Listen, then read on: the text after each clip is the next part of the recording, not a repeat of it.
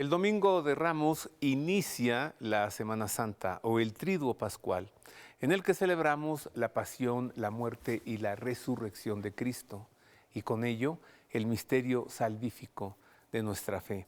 Y es el tema de hoy. Quédese con nosotros, la pasión, la muerte, la resurrección del Señor.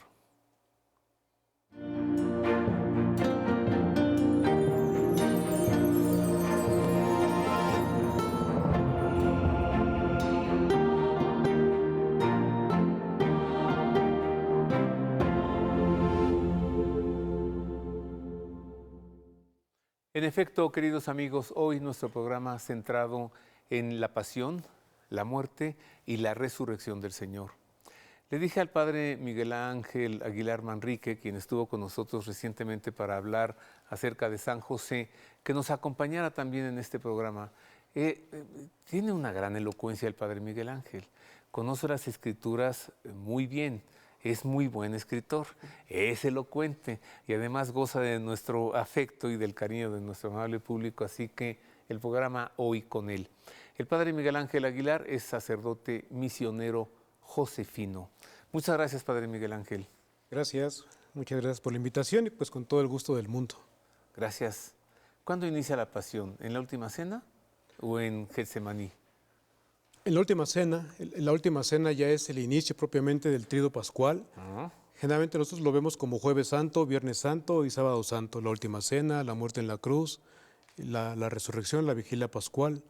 Aunque en realidad es el primer día, tomando en cuenta que el judaísmo es un pueblo lunar, el cómputo del tiempo lo llevan por la luna, entonces el día comienza cuando sale la luna.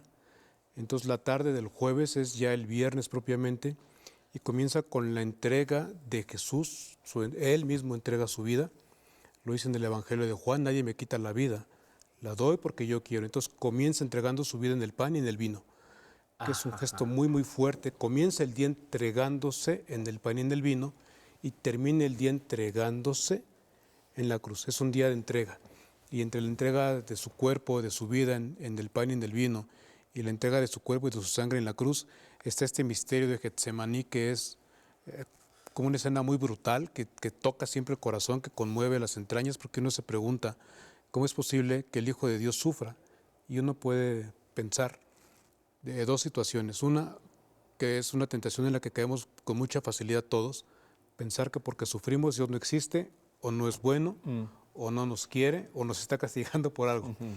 Pero podemos pensar también, y a mí es lo que me da mucha fuerza y mucha esperanza, Dios en Jesús, el Hijo de Dios, por solidarizarse conmigo en mi condición humana, en mi dolor, en mis propios sentimientos de soledad y de abandono, no reparó, no se detuvo en sufrir la soledad, el abandono, la burla, la muerte incluso, y la muerte de cruz, diría San Pablo, para poder solidarizarse con nosotros en todo, de tal manera que no podemos decir que creemos en un Dios que no sabe de nuestra vida humana.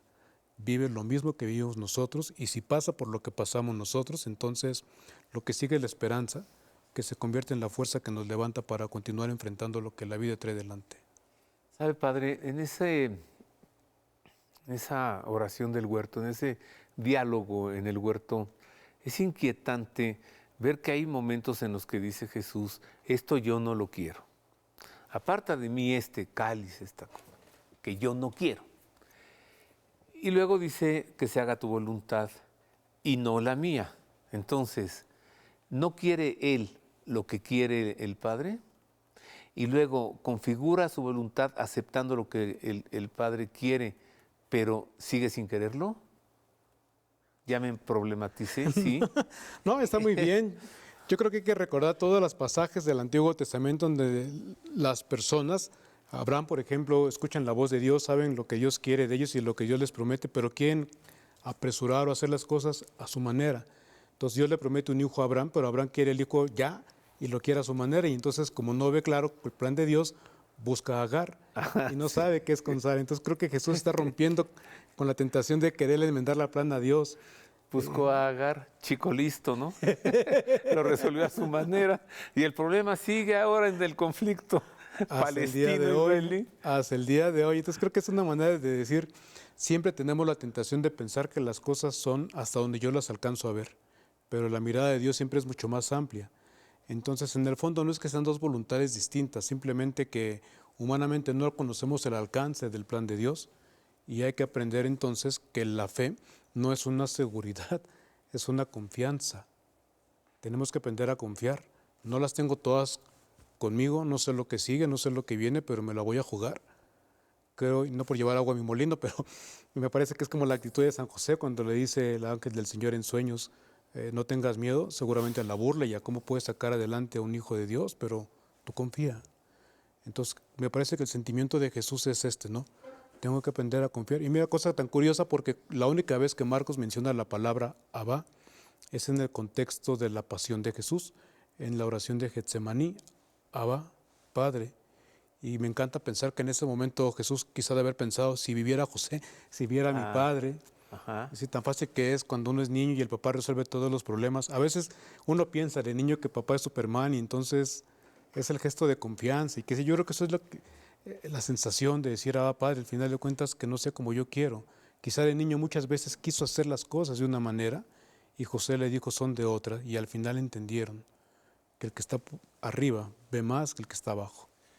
Ahora, de alguna manera, Padre, hay un enfrentamiento allí entre la humanidad y Dios, pero Cristo es humano. Bueno, es una persona divina, pero ahora es persona humana. No, ya me enredé. Es persona divina con naturaleza humana. Lo resolvemos fácil si decimos, la naturaleza humana de Jesús está diciendo esto yo no lo quiero, y su naturaleza divina está diciendo sí. Y luego viene el juicio en el Sanedrín, y allí lo vemos ya a Jesús totalmente divino. Vamos a ver cómo nos dice el Evangelio, cómo nos narra ese juicio de naturaleza religiosa en el Sanedrín, y luego volvemos con esto, ¿no? Insisto, Jesús que dice que no se haga lo que yo quiero, pero que se haga lo que tú sí.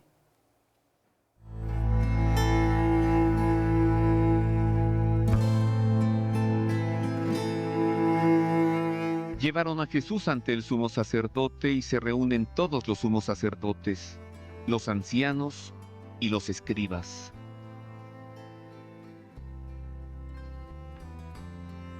También Pedro le siguió de lejos, hasta dentro del palacio del sumo sacerdote, y estaba sentado con los criados, calentándose al fuego.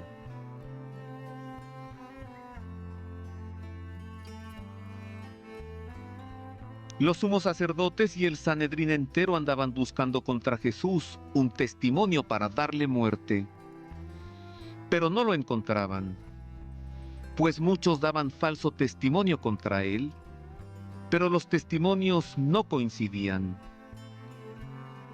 Algunos, levantándose, dieron contra él este falso testimonio. Nosotros le oímos decir: yo destruiré este santuario hecho por hombres, y en 3 días edificaré otro no hecho por hombres. Y tampoco en este caso coincidía su testimonio.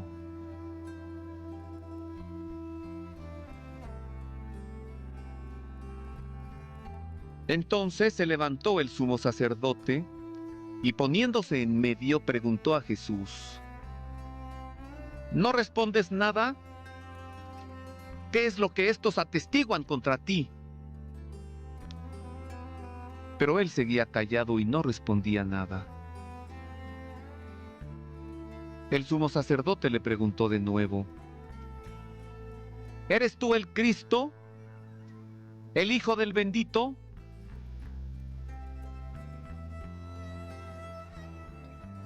Y dijo Jesús: sí, yo soy. Y verán al Hijo del Hombre sentado a la diestra del poder y venir entre las nubes del cielo.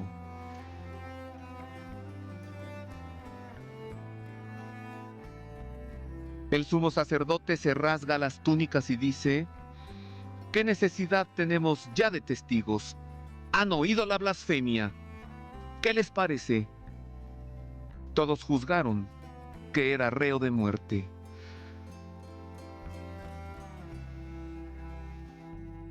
Algunos se pusieron a escupirle. Le cubrían la cara y le daban bofetadas, mientras le decían: «¡Adivina!».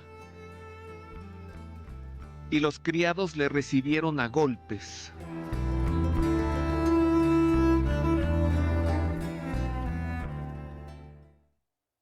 Ya, divino.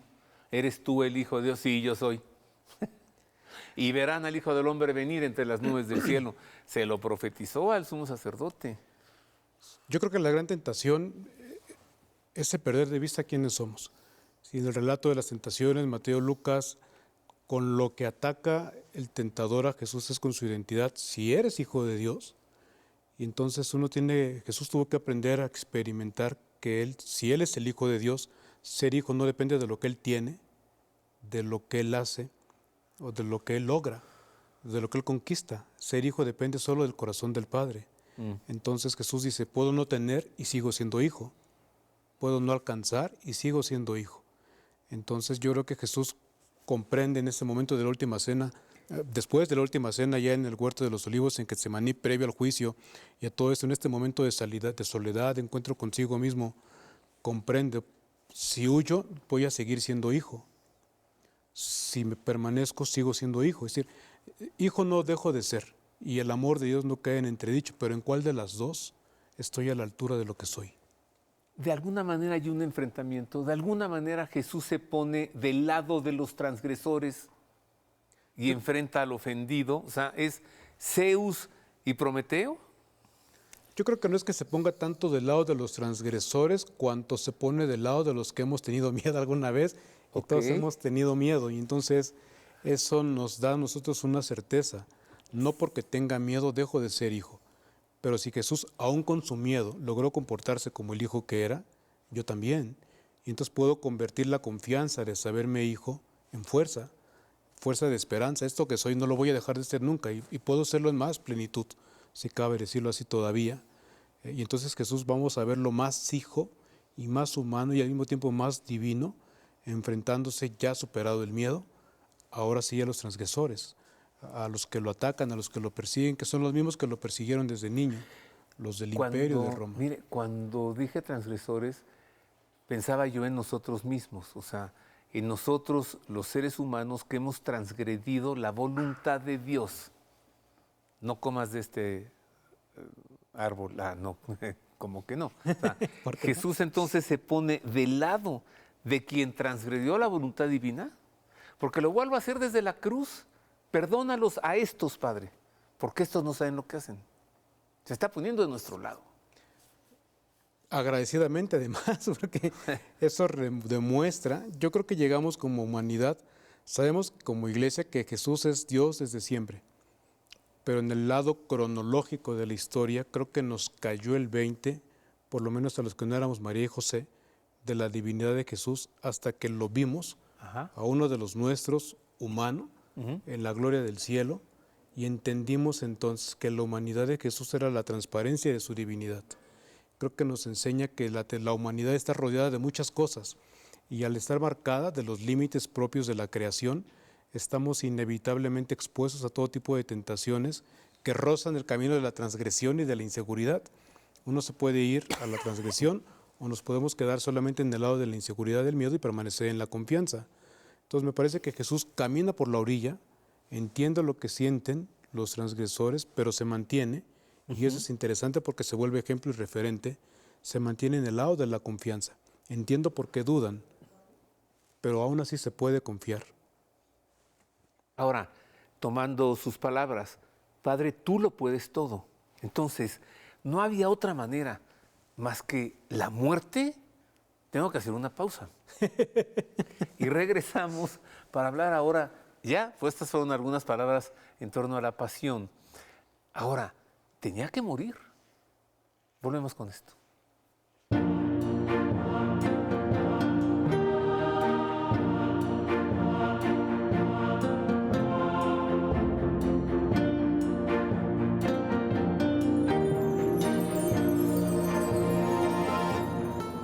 Continuamos, queridos amigos, hoy en este programa en el que estamos meditando en torno a la pasión, la muerte y la resurrección del Señor, el Triduo Pascual.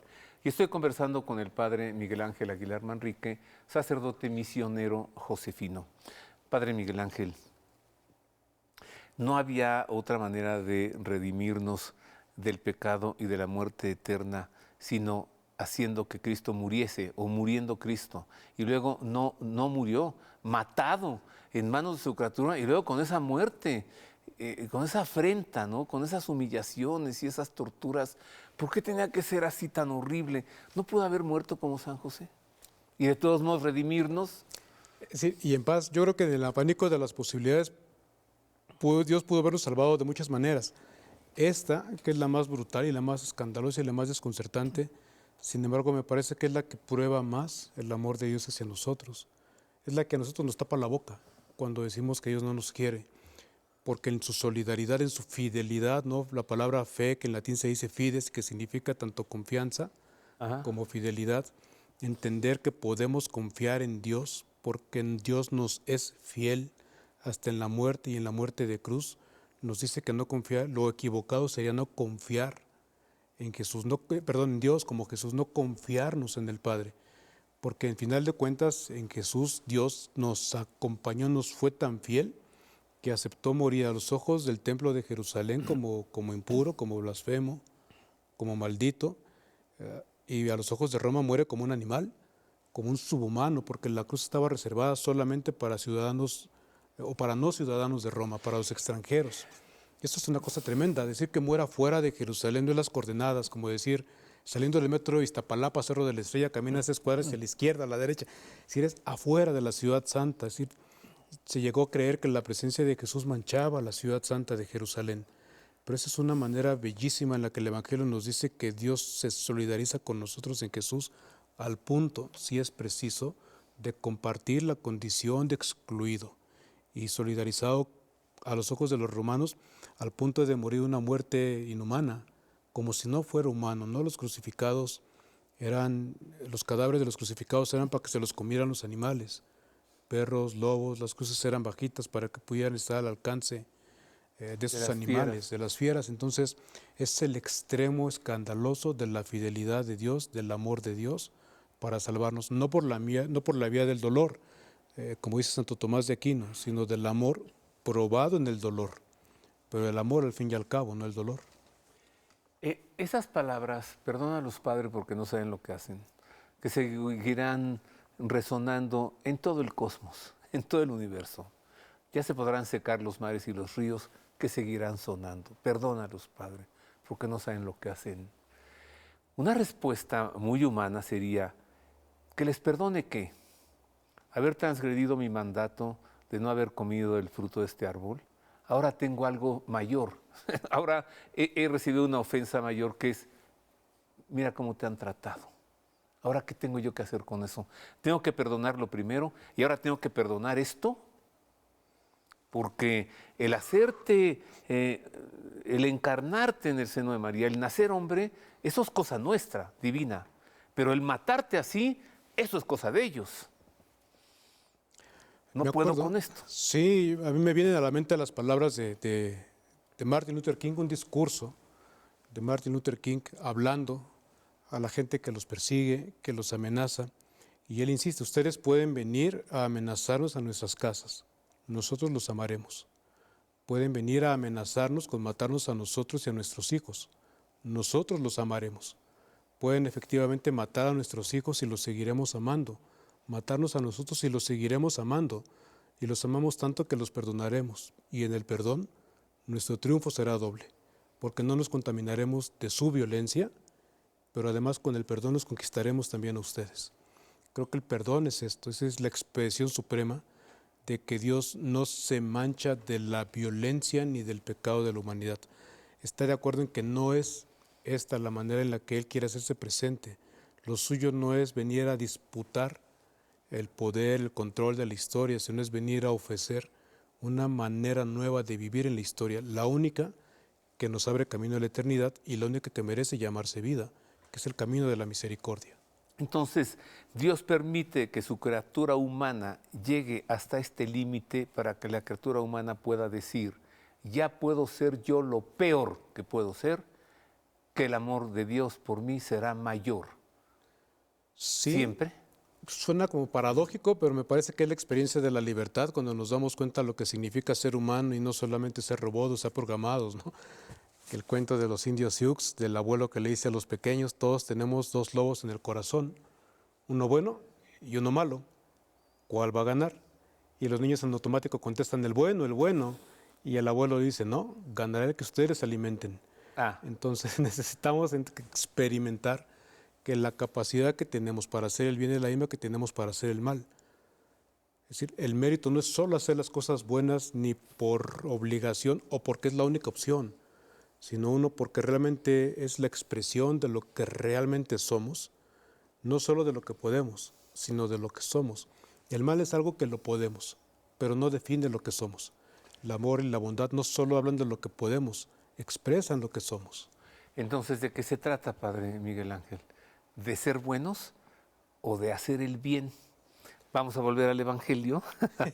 Vamos a ver al Señor en el camino a la cruz porque se encontró con un hombre bueno que le hizo un gran bien. Yo quiero ser como Simón de De Cirene. Sirene.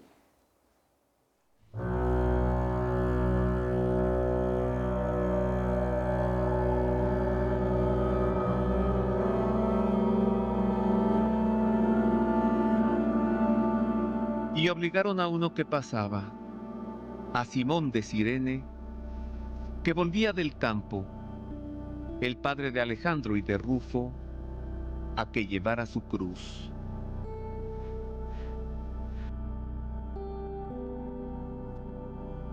Le conducen al lugar del Gólgota, que quiere decir Calvario.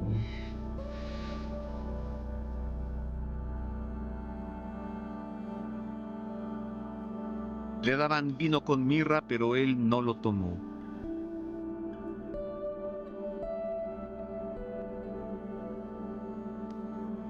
Le crucifican y se reparten sus vestidos echando a suerte saber qué se llevaba cada uno.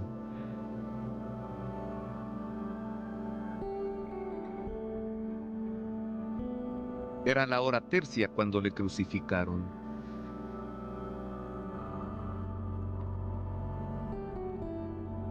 Y estaba puesta la inscripción de la causa de su condena: el Rey de los Judíos.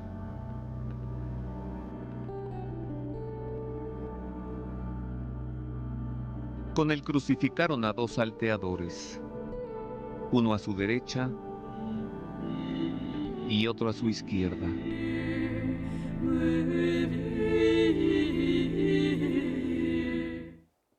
El gran Simón de Cirene. Oiga, Padre Miguel Ángel, ¿y la crucifixión? O sea, lo que usted nos mencionaba, ¿no? Es terrible. Muere como un criminal, como un delincuente, decía usted, como un animal. Un animal para alimentar a los animales, que es una situación de la desconcertante, de la escandalosa solidaridad de Dios con sus hijos, por amor, por su fidelidad, que es lo que realmente nos invita a confiar. Si Dios no nos invita, por lo menos el Dios de la Biblia, el Dios de Israel, el Padre bueno de Jesús, el que se parece a José, o el que se revela en José, no nos invita a confiar porque tenga poder, nos invita a confiar porque tiene amor, porque nos es fiel. Es decir, es capaz de desprenderse hasta de su propia vida para que nosotros tengamos vida. Me recuerda a tantas mamás que donan órganos, papás que donan órganos para que sus hijos sigan viviendo. Ah, sí. Y dicen, yo ya viví, o sea, yo me puedo morir. O lo que cuentan los papás que mueren, las mamás que ven a sus hijos que mueren, jóvenes, dicen, ¿por qué yo no en su lugar? ¿No? Darían su vida. Entonces creo que eso es entender también cuando se habla mucho del por nosotros y por nuestra salvación. En el caso de la encarnación y muerte de Jesús, entender que es su manera de acompañarnos, de decir que si Él pudiera, moriría por nosotros. Pero es para acompañarnos a nosotros, para invitarnos a la confianza suprema, que es quizá la más importante de las confianzas, la que llega en el momento de la muerte. ¿Tenemos que ser buenos o tenemos que hacer el bien? Tenemos que ser hijos de Dios, yo creo. Es decir, la bondad Como dicen los clásicos filósofos, ¿no? El hacer se sigue del ser. Entonces, si somos hijos, tenemos que mostrar que somos hijos. Y se muestra que somos hijos aprendiendo a ser hermanos. Entonces, creo que no es el bien a la manera griega, por los valores, axiológicamente. Accedemos al bien por la vía de la fraternidad, por la vía del Evangelio, por el camino de Jesús. Yo creo que siempre he pensado que lo que muestra que somos libres no es aquello que elegimos tomar, sino lo que elegimos dejar. Ajá. Porque tomar puede significar capricho, deseo, ambición, pero dejar, desprenderse de algo, expresa amor. Puedo desprenderme de lo mío para que tú lo disfrutes, para que tú tengas vida. Si mi alegría es tu alegría, pero esto no es porque me dieron el ejemplo, sino porque me permitieron ver lo que realmente soy, ¿no? Entender que soy hijo de Dios. Entonces, somos buenos porque somos hijos. El reto es ser hijos, más que ser buenos, que puede tener una carga de moralidad un tanto ambigua, ambivalente, ¿no? ¿Qué es el bien?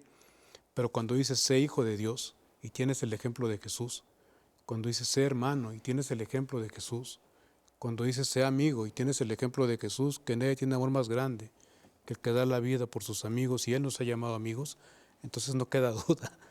Sí, es más que una gratificación moral. Mucho más. Una pausa, volvemos, porque no nos podemos quedar en la muerte de Cristo. No lo podemos dejar muerto en la cruz. Estaríamos incompletos. Así que vuelvo para hablar ahora de la resurrección del Señor.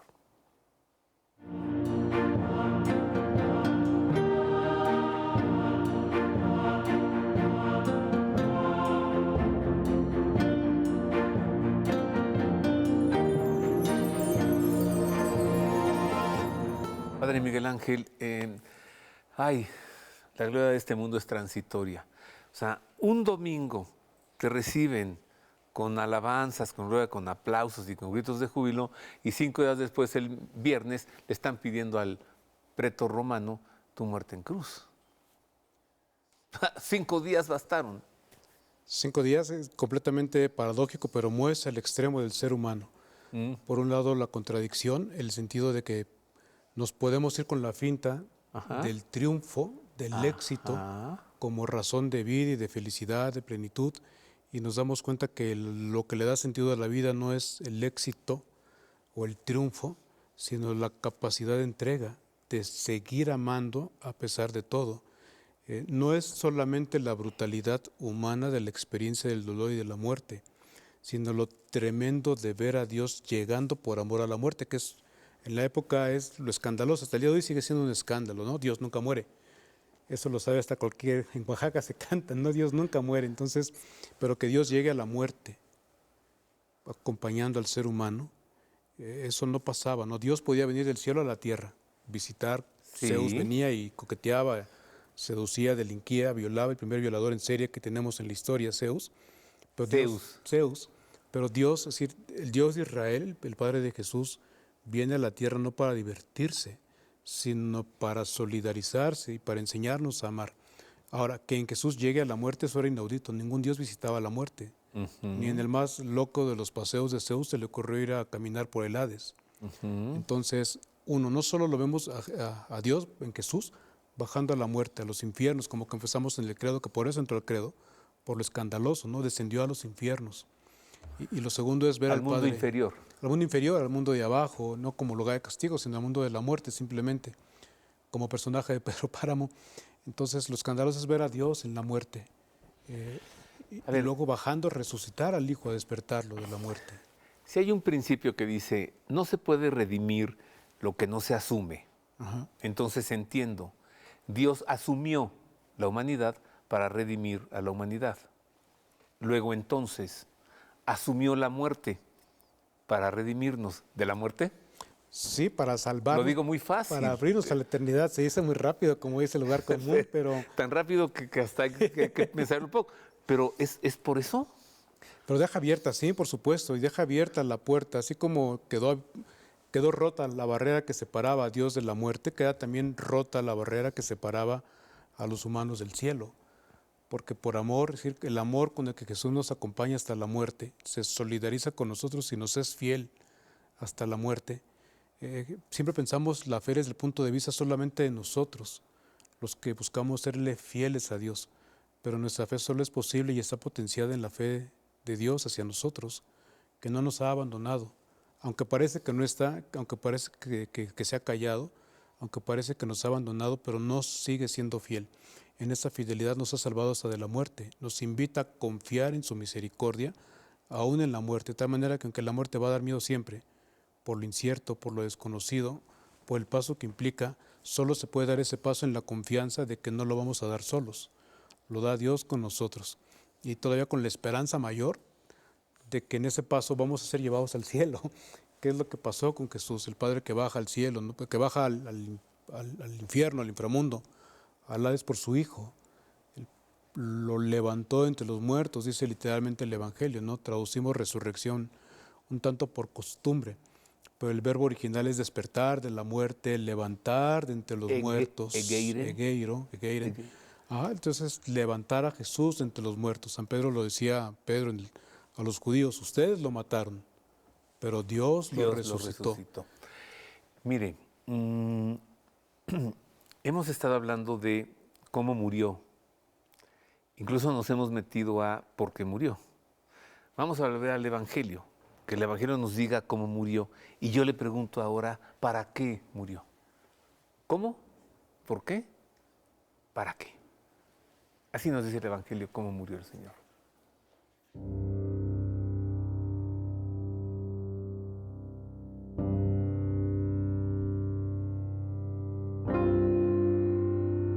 Llegada la hora sexta, hubo oscuridad sobre toda la tierra hasta la hora nona. A la hora nona gritó Jesús con fuerte voz: Eloí, Eloí, lema sabactani, que quiere decir: Dios mío, ¿por qué me has abandonado?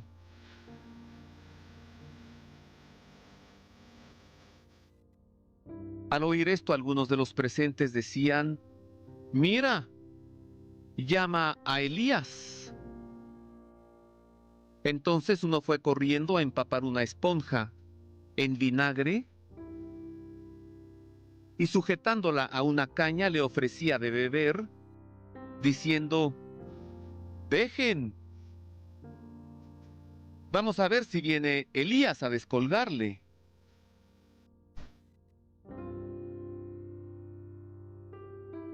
Pero Jesús, lanzando un fuerte grito, expiró.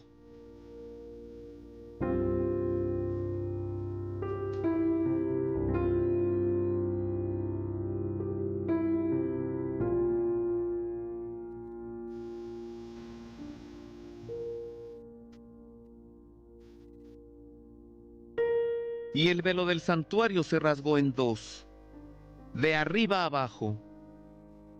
Al ver el centurión que estaba frente a él, que había expirado de esa manera, dijo: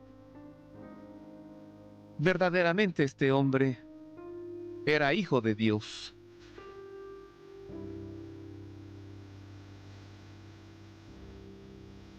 Había también unas mujeres mirando desde lejos, entre ellas María Magdalena, María la madre de Santiago el menor y de José, y Salomé, que le seguían y le servían cuando estaba en Galilea.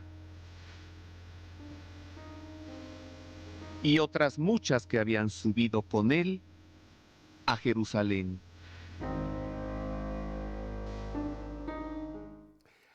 San Marcos es como brutal, ¿no? Lanzando un fuerte grito, expiró.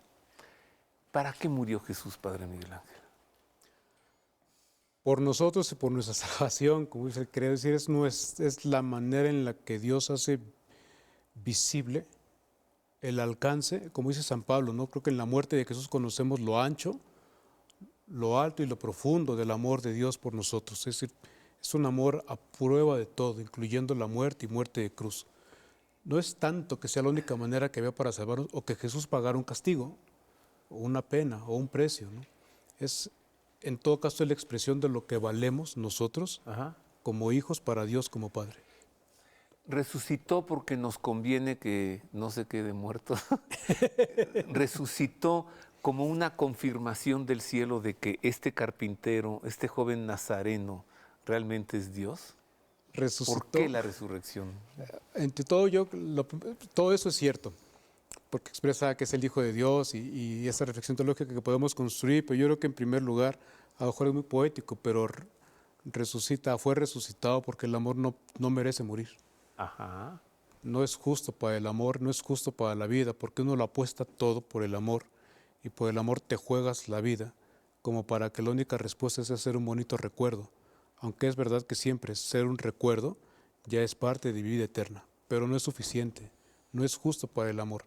Es el momento en el que realmente nos confiamos a la justicia divina y creo que no es solamente para que escuchemos el veredicto de si vamos para arriba o vamos para abajo, sino para recibir la justicia que muchos no recibieron en la historia. Es decir, la resurrección es la justicia para un crucificado que no mereció morir en la cruz. Es la justicia para un hijo que no debió haber muerto asesinado. Entonces, ese viernes nació el amor y ese domingo nació la justicia. Yo creo que nacieron juntos. En el fondo no hay amor sin justicia. Y la verdadera Usted se justicia andaba no poniendo prescinde del poético, amor. Usted empezó. No hay límites. Sí, sí, sí. Pero es la confirmación celestial. A ver, humanos, vean. Es la confirmación celestial de la naturaleza de Jesús, es la confirmación celestial de que lo que nos diviniza o lo que muestra de que está hecha la humanidad es el amor, precisamente. Es la confirmación de que Jesús tenía razón. Quien vive como Jesús puede confiar, puede aparentemente morir humillado como Jesús y sin embargo no por eso significa que está olvidado de Dios o que es menos amado o que es menos hijo o que su destino es otro. Es el destino de los hijos. Lo fácil es decir que murió. Eso todos sus enemigos lo han dicho. Lo difícil es resucitar. Lo fácil es matar. Lo difícil es resucitar. Sí. Estaríamos yendo a la tumba a dejarle flores a un gran maestro, a un sabio. Pero vamos a un sepulcro y está vacío. Sí, es que no es solo un maestro, no es solo un sabio, es la sabiduría, ¿no? Y está vacío porque es Dios. Y es el hueco de la muerte, ¿no? En el fondo, quizá de manera involuntaria, la muerte dio a luz, o fue el vientre que le sirvió a Dios para dar a luz a la eternidad a su Hijo, que ya no va a dejar de ser humano. Sin dejar de ser Dios, tampoco va a dejar de ser humano. Y esa no es esperanza, también es como la emoción de ver que uno de los nuestros, Ajá. viviendo y amando como podemos amar cualquiera de nosotros, ya no está en el Valle de los Muertos, sino sentado a la derecha del Padre, en la gloria y en la majestad de Dios. El sepulcro es el vientre del que brota la resurrección. ¿Así lo dijo usted? Así ¿Sí? me gusta verlo, como un vientre. ¿Por qué María no fue al sepulcro? No se le menciona en el Evangelio y no necesariamente significa que no haya ido, pero también puede ser que ella estuviera en el corazón, ahora sí, con ella misma, escuchando al Espíritu Santo, meditando lo que vio, lo que escuchó, lo que acompañó de su Hijo, lo que no comprendía y por supuesto también, ¿por qué no decirlo, no? Experimentando la hondura de su propio dolor de madre. Además, no tenía que ir. Si alguien estaba cierta que su hijo resucitaría, es la mujer que lo dio a luz, Sí, el primer vientre. por supuesto, si alguien sabe que el vientre no retiene a los hijos, es la madre. Entonces estaba segura. Quizá no sabría qué venía, pero estaba segura que iba a pasar algo. Muchas gracias, Padre Miguel Ángel. Con gusto. Muchas gracias. ¿Ya se nos fue el tiempo? Y con esperanza también en los Con días de usted la una pasión. hora son 10 minutos. Con usted un programa de una hora es un ayer que pasó. Una vera Gracias. nocturna. Gracias, Padre Miguel Ángel. Muchas gracias. Me anticipo, ¿no? Un poquito y felices Pascuas. No, mejor nos esperamos. Muy bien. Gracias, Padre. Gracias a usted. Y gracias a usted por el favor de su atención. Espero que este programa les sea de utilidad para meditar en estos días santos que están por venir y en el Tríodo Pascual, la pasión, muerte y resurrección del Señor. Dios le guarde. Te espero la próxima semana con la resurrección.